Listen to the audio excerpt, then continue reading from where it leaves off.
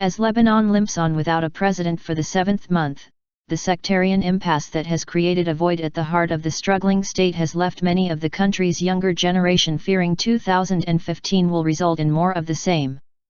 Since outgoing President Michel Sleiman stepped down in May after 6 years in office, Parliament has failed on 17 occasions to reach a two-thirds vote to name a successor.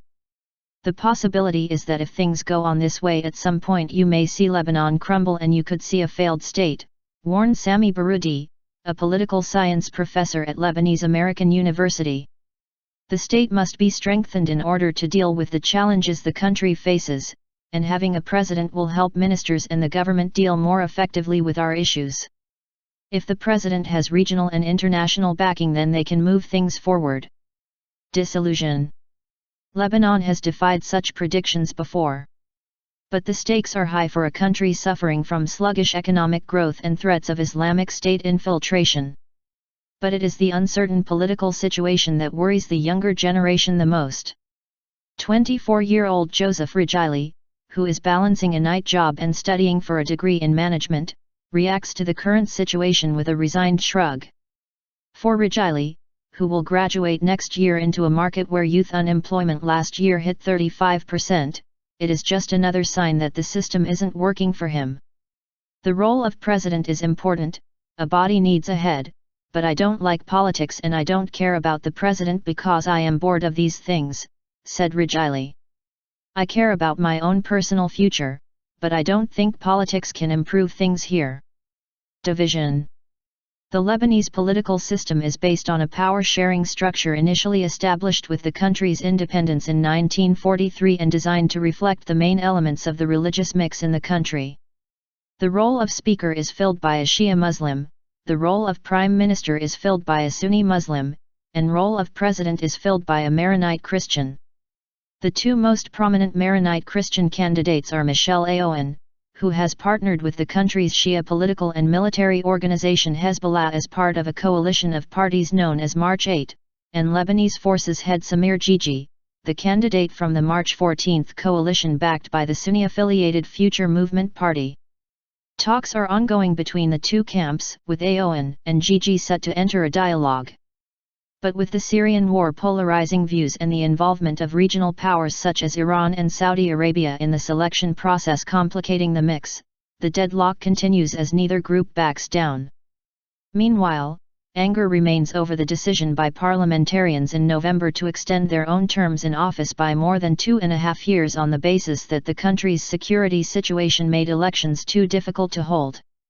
In Lebanon, politics is always viewed with a fair measure of skepticism, said Baroudi, who said he saw little prospect of the presidential situation being resolved. Most people adopt a Machiavellian attitude, always seeing power and personal gain rather than serving the public good as the principal drivers of politicians. The current gridlock enforces these views. Predicting how and when the deadlock will be resolved, a matter that analysts claim is likely to be part of a broader package of political reform, continues to be a matter of guesswork. Some call for Christians to unite to play a kingmaker role in the political system. For other political commentators, a more consensual candidate than either Aoun or Gigi must be found for progress to be made. New politics.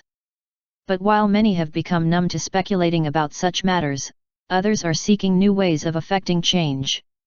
For 24-year-old Gino Redi, a prominent blogger, the ongoing absence of a president is symbolic of the kind of corrupt politics that drove him and others into blogging.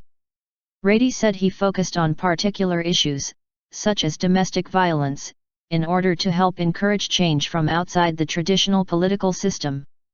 It's obvious the system isn't working, said Redi, a Maronite Christian who said he's stopped caring about who might represent him in the role of president.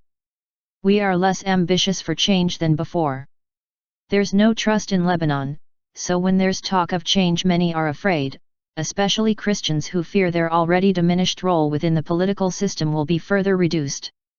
But the best thing about Lebanese people is they adapt, so it's about carving out a small niche where we can try to live the lives we want to. Long-term thinking.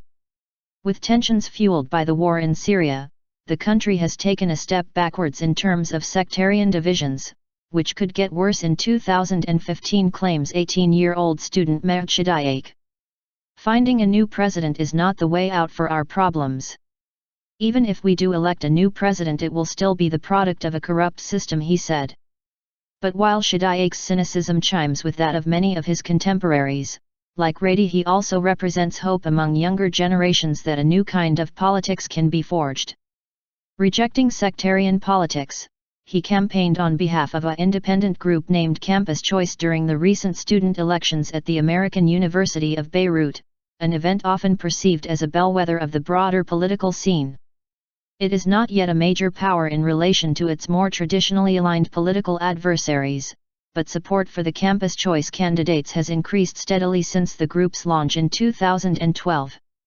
We are seeing a generation gap between the youth and our parents, many of whom still feel the problem can be solved through sex.